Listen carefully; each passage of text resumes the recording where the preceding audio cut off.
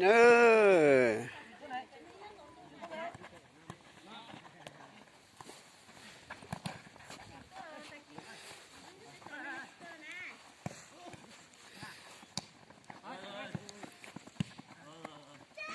Hay quá.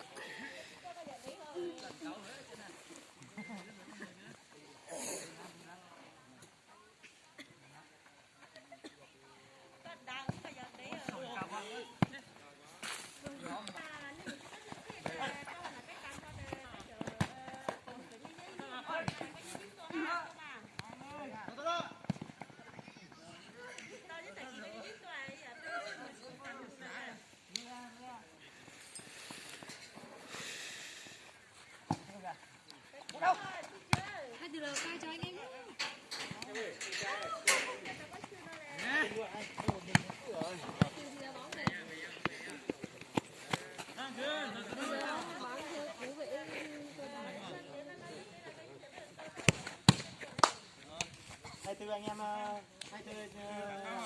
Cai cho anh em nhá. Anh em phải nhớ rằng tắt món lửa đấy cũng để.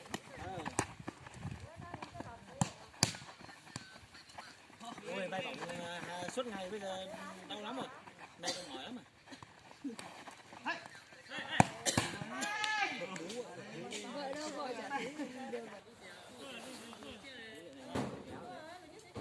Ui giờ này nhìn ông mông hơi to hơi béo rồi đấy. Ông dạo nhìn hơi béo rồi đấy. Chặn nhiều vào.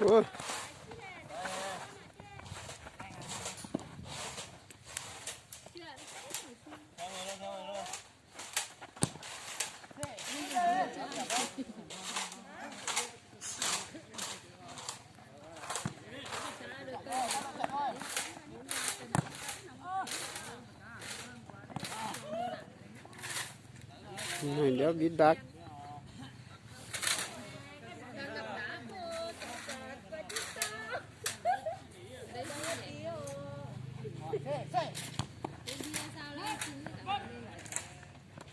Cái mặt đỏ này cái là làm mấy lo rồi.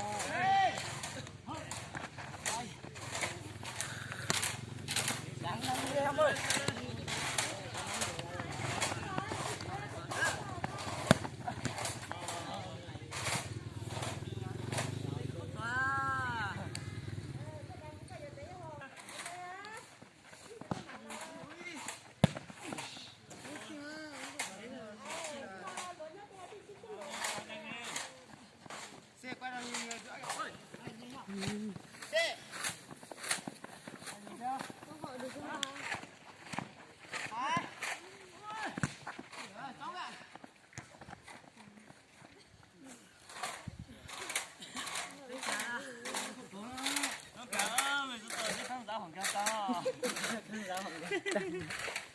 Cơ mà.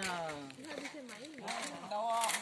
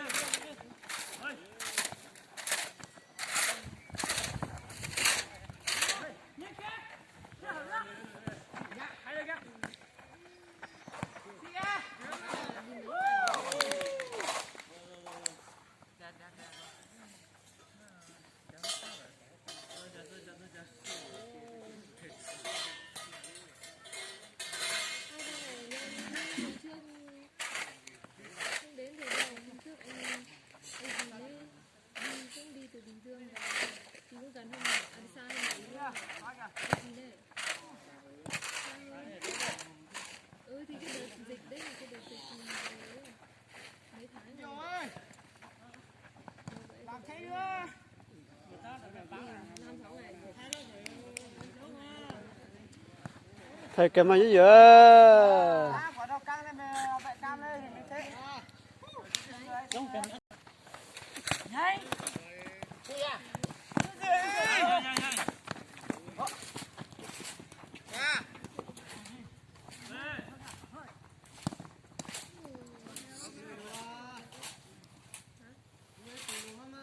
Vậy nhìn người thôi để sau ra.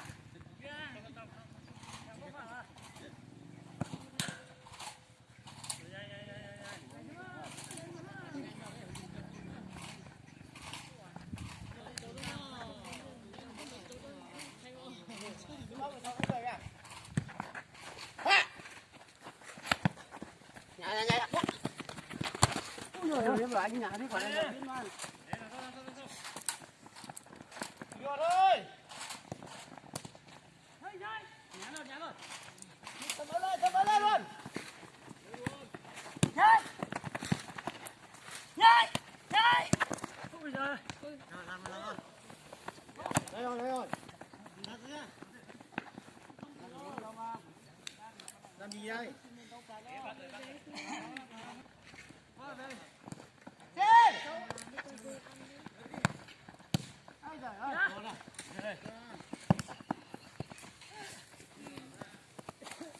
Tết này có mấy con rêu, ăn mấy con rêu. Là bò. Còn lưới đó. Đi đó ra. Đó bò. Đó nước quả đi. Bò đó. Đi đây chưa? Mình sẽ đâu rồi.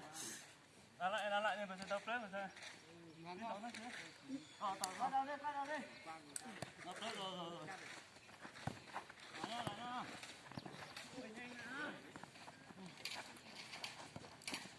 Bây giờ còn mấy con gì?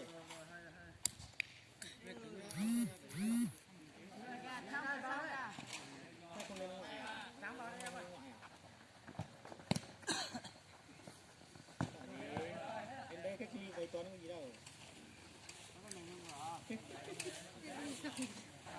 Mình ra đây cái gì xong mình về có gì đâu.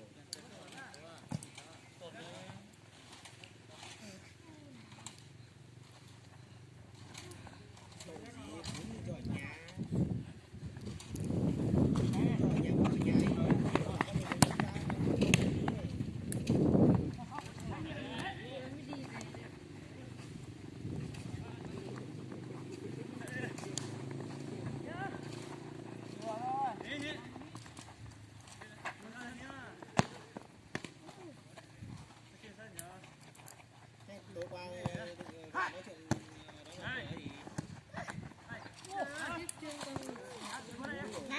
đó là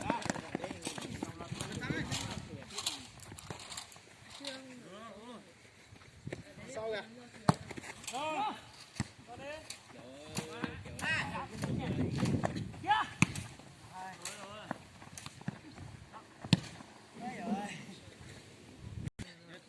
Bây giờ người ta có cái pháo mà không nổ to mà.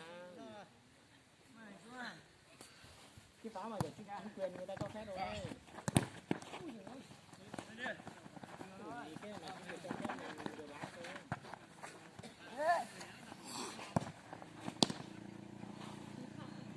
Làm gì? Phú Thọ người ta có Anh là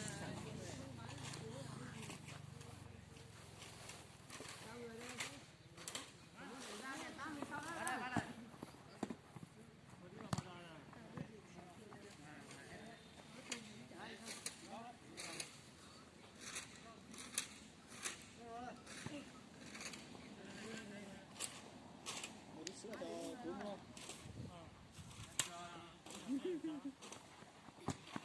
Thế gọi đi đâu rồi?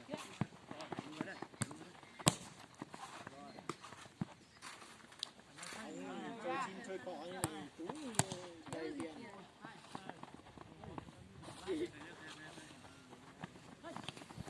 Đâu?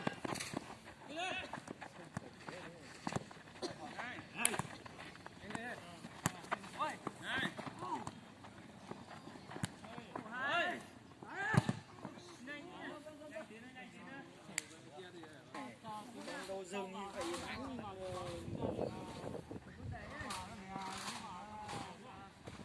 chưa bán gì à?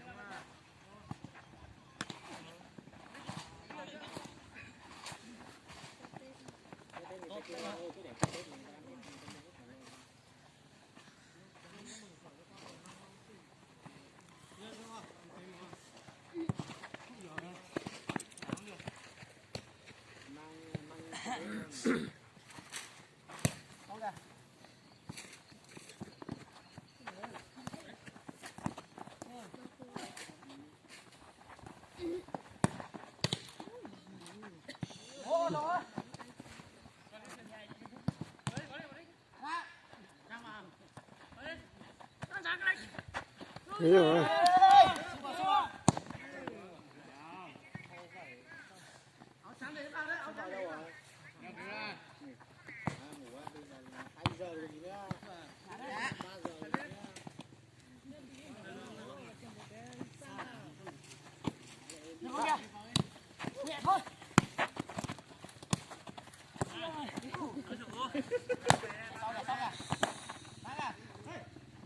Ghé thì thằng Tú nó bị lên đâu.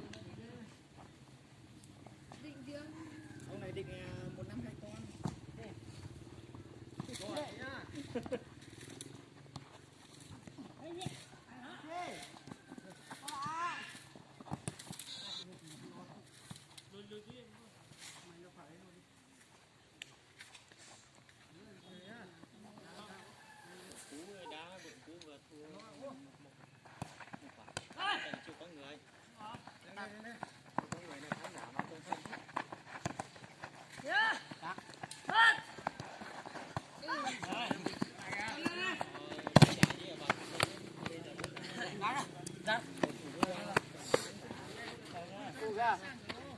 Si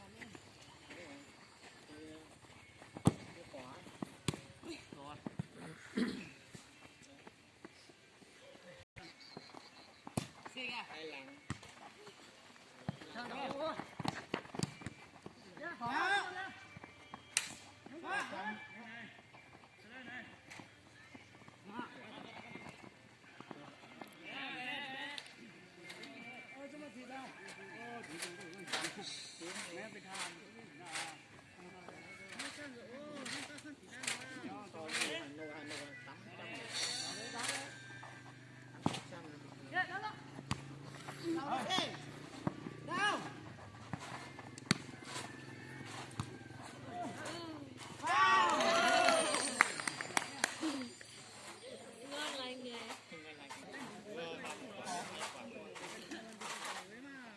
giáp nữa lọt thằng con giáp bên trong à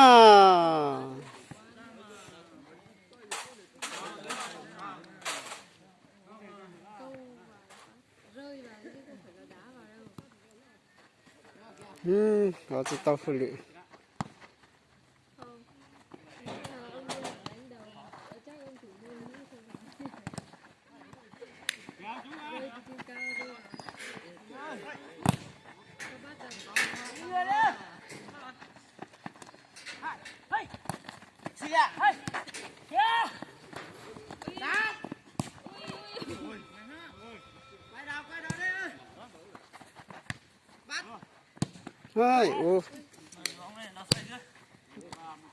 ô lụt lên đấy Sau ra thế.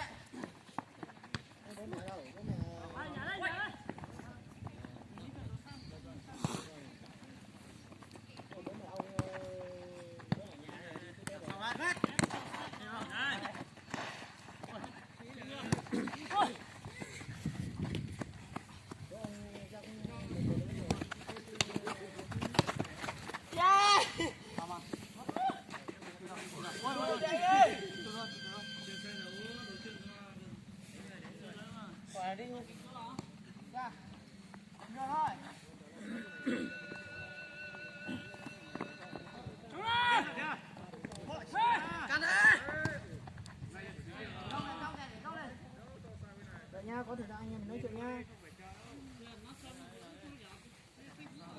lúc nào có chuyện đó.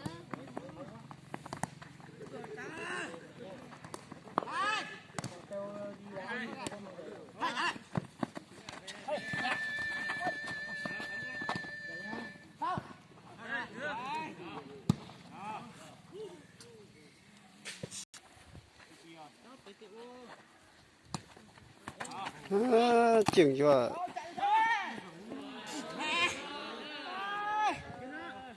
giờ mà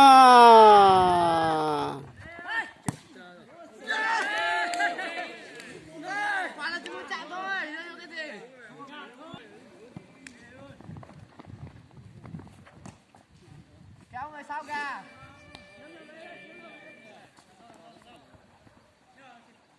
Mới lại sao kìa. Hey, hey, đi bóng. Sao kìa.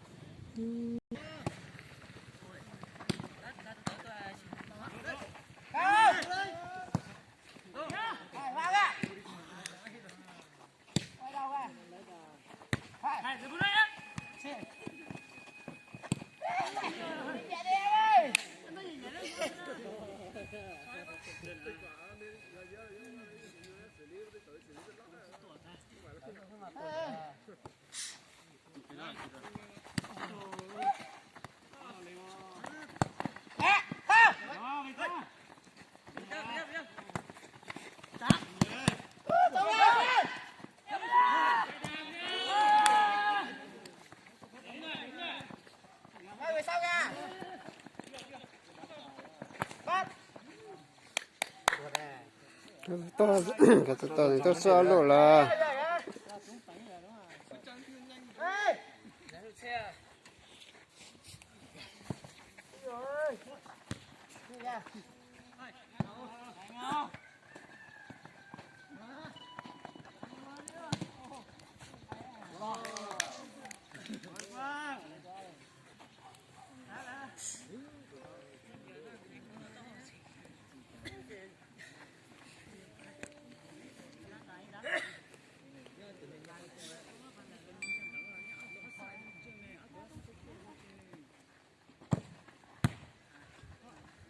Người thôi, xin ra đánh nhau đi. Chiêu.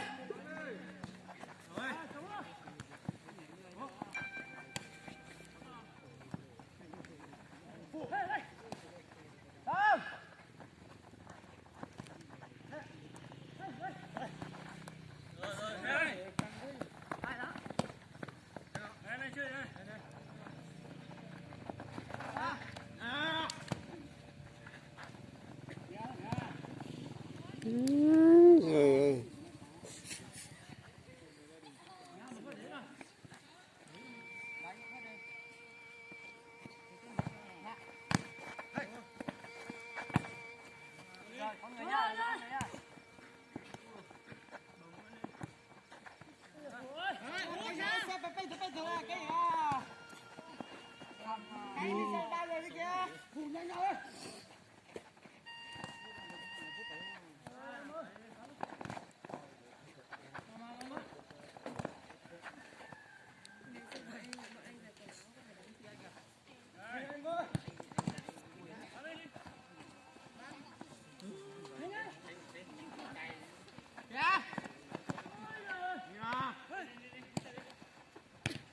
Đầu đi Tông.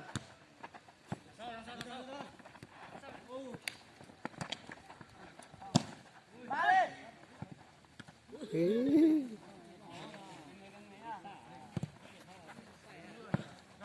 đấy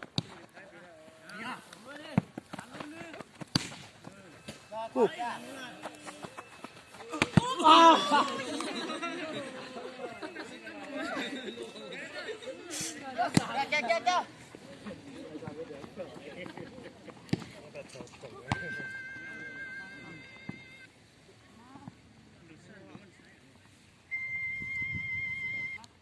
นี่คือมาจินกว่ากัน tại xôm lại cho sữa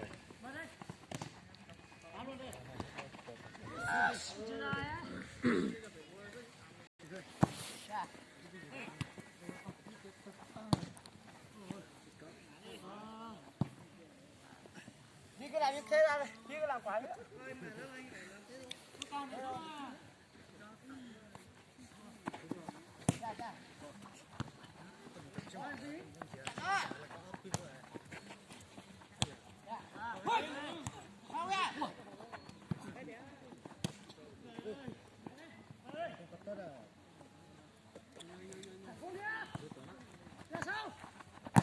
Hey!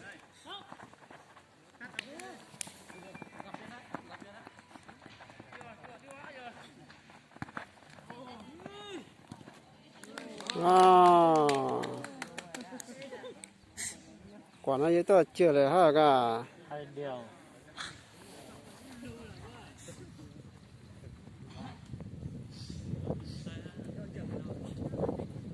punya tu tang tu lu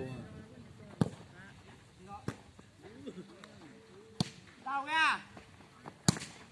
Tao.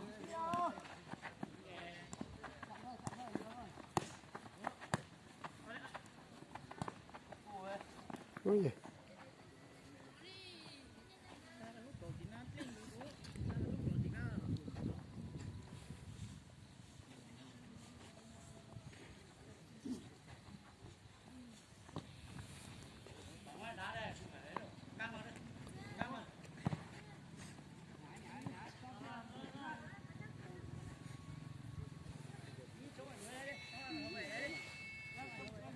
Phải đâu ra. Tao mình đâu đi đi, nhờ cho biết ra.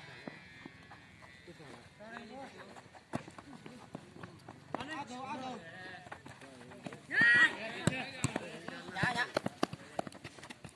Trong trong nè.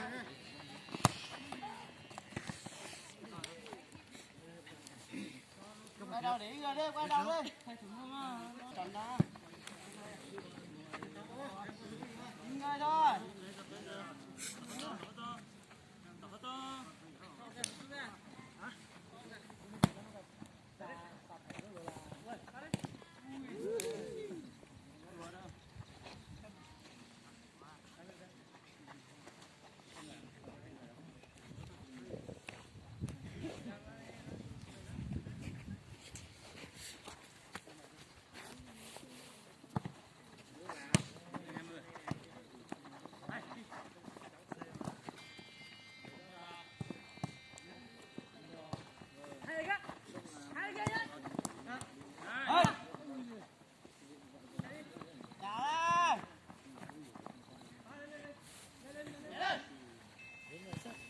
Thắng rồi nha.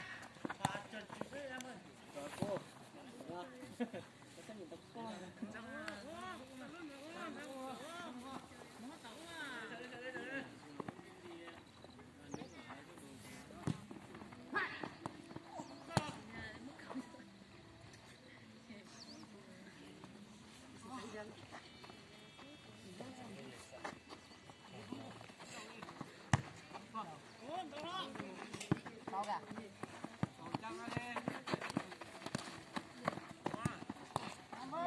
ơi ơi Đây.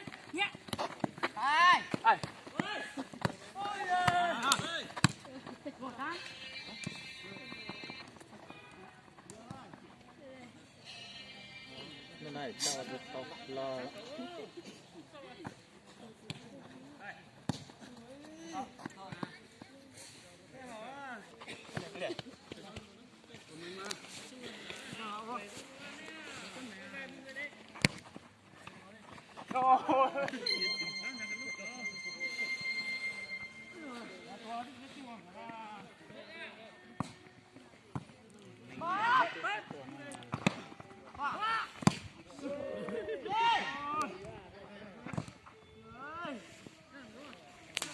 căng mà thò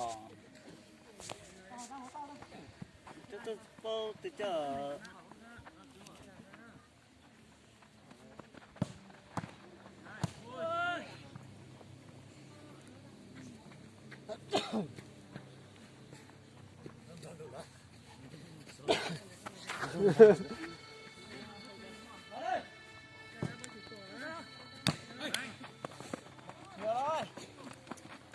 Thôi kìa. Kìa. hả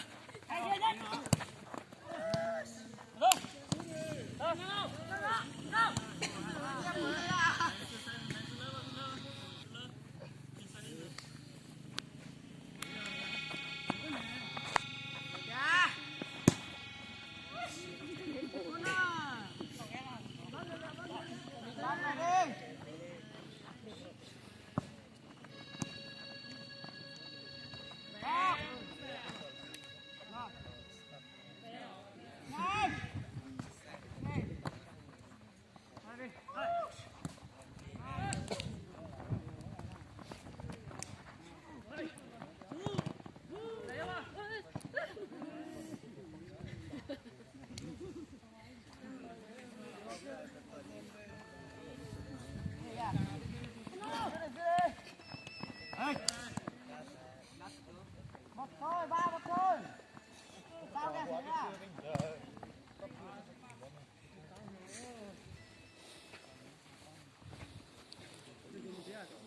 tôiจะใส่ช่วยก่อนก็tôiจะใส่จะช่วย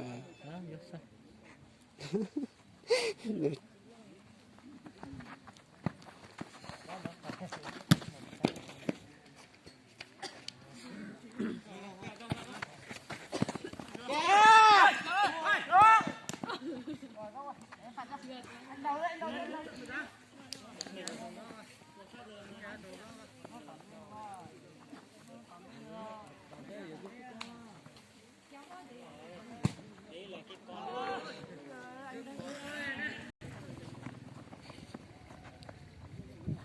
bao kẻ thử à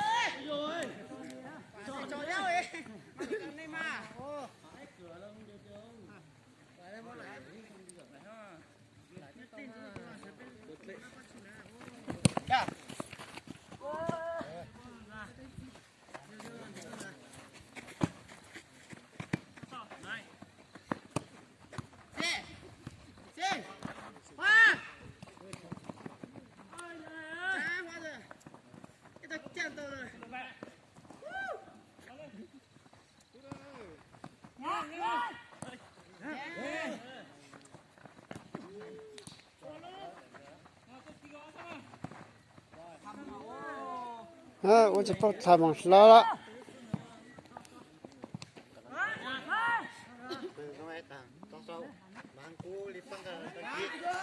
他都知道啊。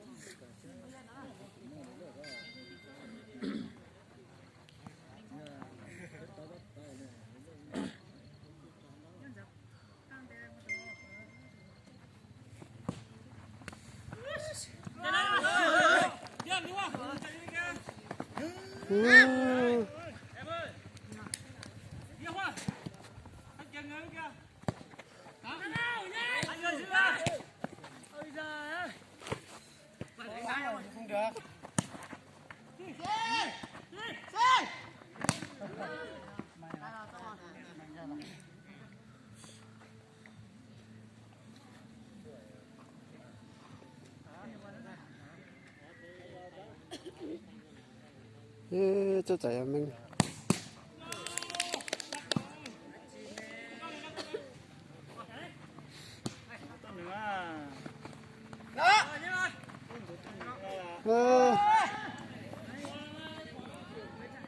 Ôi.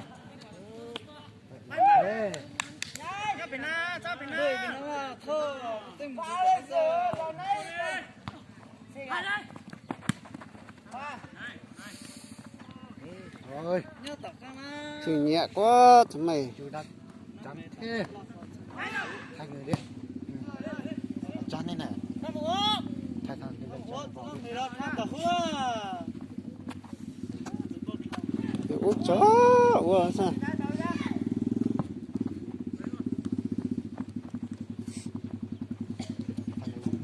cái chân không đi tăng cho anh em xem Cái